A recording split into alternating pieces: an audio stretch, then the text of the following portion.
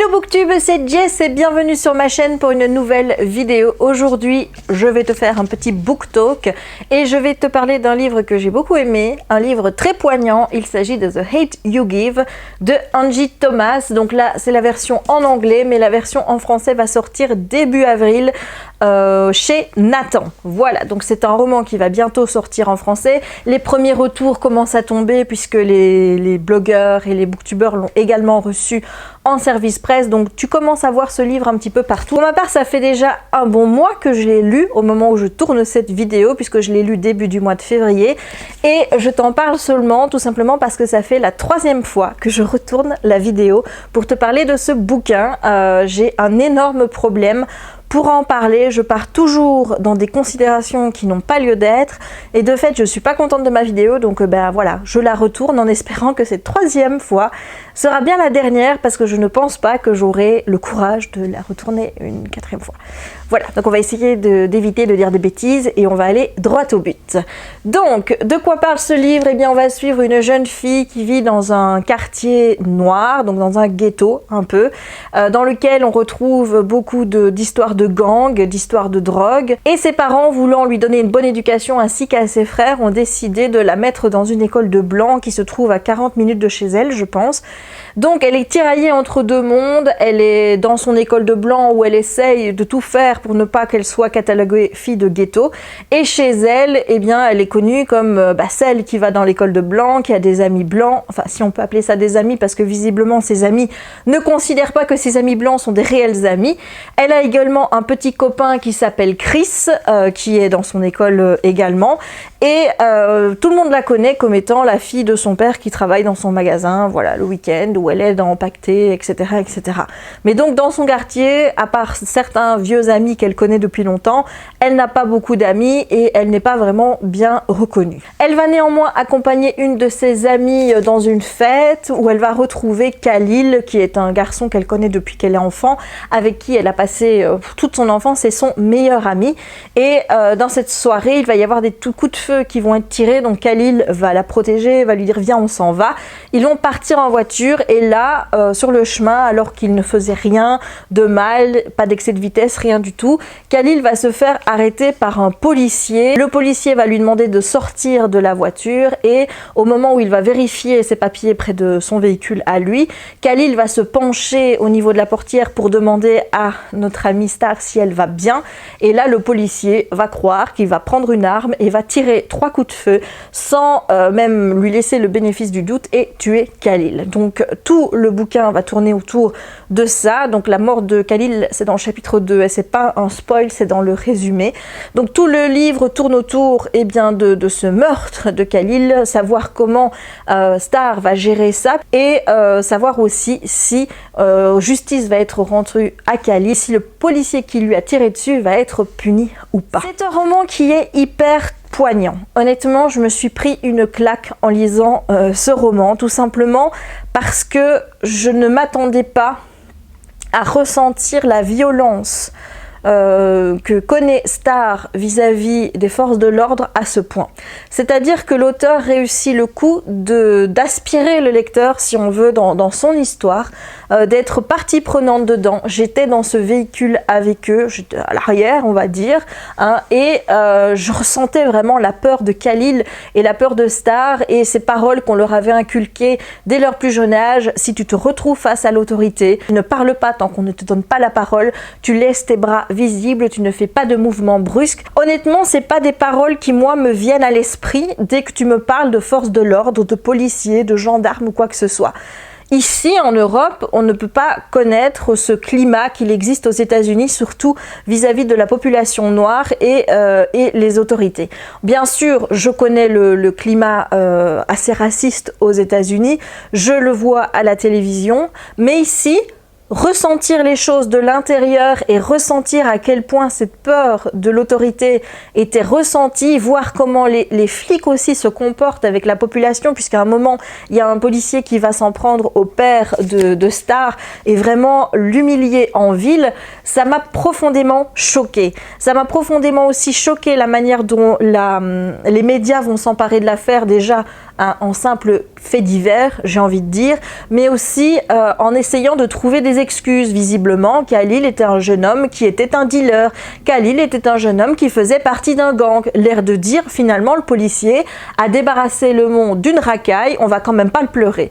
C'est un petit peu ça que l'auteur essaye de dénoncer à travers ce bouquin, c'est de montrer à quel point on va essayer de justifier l'acte du policier blanc par rapport au fait qu'il a tué une personne de couleur noire sans aucune raison. Cette personne n'était pas armée, cette personne n'était pas en danger, il lui a tiré dessus simplement parce qu'il a eu peur. C'est pas vous, mais quand je vois ça et que je me dis mon Dieu, ils ont la détente tellement facile les flics aux États-Unis, avec cette nouvelle idée de Trump d'armer les professeurs pour qu'il n'y ait plus de zone sans armes, hein, et pour essayer justement d'empêcher les armes à l'école, qu'est-ce que ça va donner, hein? Si déjà des policiers ont peur quand il n'y a rien, qu'est-ce que ça va être avec des profs qui ne sont même pas formés, qui n'ont pas un cursus de policier ni rien du tout?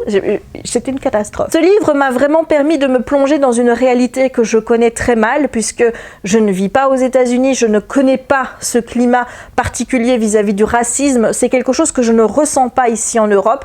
Alors peut-être que je me leurre en disant ça, mais moi je ne ressens pas de manière aussi forte un racisme prononcé comme ça vis-à-vis des personnes de couleur noire. Alors peut-être qu'il y a d'autres formes de racisme qui sont plus exacerbées ici.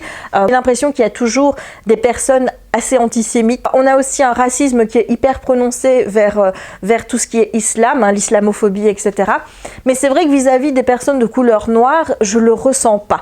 Alors maintenant, est-ce que c'est parce que je vis dans une campagne dans laquelle il se passe jamais rien? C'est peut-être possible. Le livre m'a fait beaucoup réfléchir sur tout ce qui était inégalité, sur toutes les injustices qu'il y avait dans ce monde par rapport aux minorités. Ce livre est resté vraiment dans ma tête assez longtemps. J'y repense encore pour vous dire. Et c'est encore plus marqué parce que juste au moment où je lisais ce roman, j'avais posté ma chronique sur Guy Kirella et j'indiquais que quand il y avait de la diversité dans les bouquins, que ce soit au point de vue de la sexualité ou au point de vue de la couleur de peau, etc., c'est quelque chose que j'appréciais, mais que je ne cherchais pas à tout prix à ce qu'il y ait de la diversité dans les romans, que quand il n'y en avait pas, c'était pas quelque chose que je retenais contre l'auteur en me disant « il n'a pas fait de la diversité, c'est pas bien ».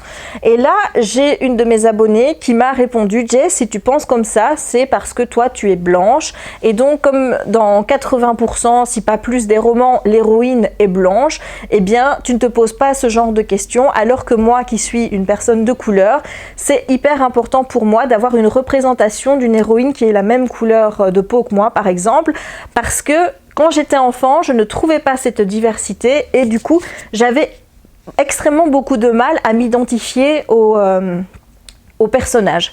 Et cette réflexion m'a vraiment, mais je me suis pris une claque en fait avec cette réflexion parce que je n'avais pas envisagé les choses de ce point de vue-là. C'est en ça vraiment que je trouve que la lecture et ce que je fais sur Booktube est intéressant, c'est que grâce à tout ce partage, je réfléchis différemment, je m'enrichis intellectuellement et ça me permet de penser vraiment différemment par rapport à ma manière de penser. Ce livre m'a vraiment fait réfléchir à ça et m'a vraiment fait me rendre compte à quel point je vivais un petit peu déconnectée de tous les problèmes qui étaient liés aux minorités. Alors bien sûr, je le vois passer au journal, bien sûr, je vois ce qui se passe ici, je vois ce qui se passe là, mais c'est vrai que là, d'y être confrontée dans ce bouquin et de ressentir les choses aussi fort comme l'héroïne, ça m'a vraiment permis de me rendre compte à quel point j'étais déconnectée de tout ça. Tout ça parce qu'en tant que blanche, je n'ai pas tous ces problèmes-là. Et c'est vrai que dans mon environnement, je vis dans une petite ville, on va dire de campagne, eh bien, je ne suis pas souvent confrontée à la diversité. Et donc, forcément, je n'ai pas beaucoup d'échanges, à part sur Internet avec vous, avec des personnes différentes de moi, qui soit au niveau couleur de peau, soit au niveau religion, soit au niveau... Enfin, voilà, vraiment, j'englobe la diversité dans son ensemble. Et c'est là vraiment que je trouve les échanges hyper constructif et hyper intéressant parce que vous me permettez de voir les choses différemment. Ce livre m'a permis de vraiment me mettre dans une réalité que je connais, que je vois à la télé, mais que j'ai difficile à appréhender parce que je me dis ici ça se passe pas comme ça. Ici en Europe les choses se passent pas comme ça. On n'a pas peur de la police de cette façon. Je veux dire même les personnes de couleur, les minorités, j'ai jamais entendu qu'il y avait de réels problèmes comme il y a aux États-Unis de gens qui se sont tués juste parce que ils ont bougé un petit peu et qu'on a cru qu'ils allaient sortir un flingue. Honnêtement en lisant ce livre, je me suis dit mais on est dans quoi ici? Dans une dystopie? On est dans un régime totalitaire? Et non. c'est les USA. C'est un pays qui est proche du nôtre par sa culture occidentale et vraiment ce bouquin m'a mis une claque. C'est à lire, vraiment, je n'ai pas d'autre chose à vous dire par rapport à ça, à part que je me suis pris vraiment une super claque, que j'ai tout aimé dans ce roman, la manière dont l'auteur aborde le sujet, la manière dont elle fait réfléchir Star aussi. Ce personnage, je l'ai vraiment adoré. Elle est aussi empreinte à des doutes, à des jugements. Par exemple, elle aussi va s'interroger sur Khalil. Est-ce que vraiment il était dealer? Est-ce qu'il faisait partie d'un gang? Elle va se mettre à le juger par rapport à ça en se disant mais enfin, même sa mère se droguait, pourquoi est-ce qu'il irait vendre de la drogue? C'est pas normal, pourquoi est-ce qu'il gâche sa vie comme ça? Alors que plus tard dans le roman, elle va prendre connaissance des raisons pour lesquelles Khalil agissait de la sorte et finalement elle va se dire mais ouais, j'ai été bête de le juger aussi rapidement alors que je ne connaissais pas les raisons pour lesquelles il faisait ce qui se cachait derrière. Donc bon, je dis pas qu'il y a des raisons qui justifient le fait de vendre de la drogue, mais quand on voit un petit peu le parcours de Khalil, on comprend qu'il ait choisi ce chemin-là. J'ai vraiment adoré ce bouquin, j'ai adoré le suivre en étant dans la tête de Star. C'est vraiment bien écrit, c'est vraiment bien fait et je vous le recommande à 200%.